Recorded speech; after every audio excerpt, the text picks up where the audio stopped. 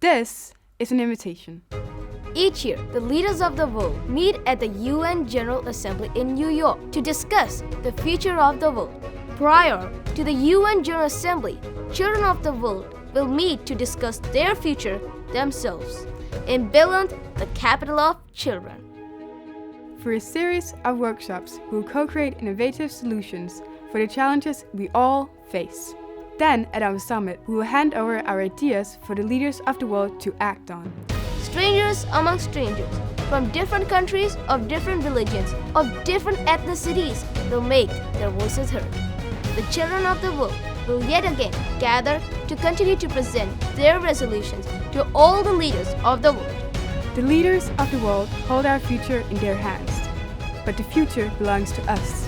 Has anything changed since the last assembly? Our assembly will probably be more fun, but we don't do it for fun. We do it for the future. Together, we can create the world that we want.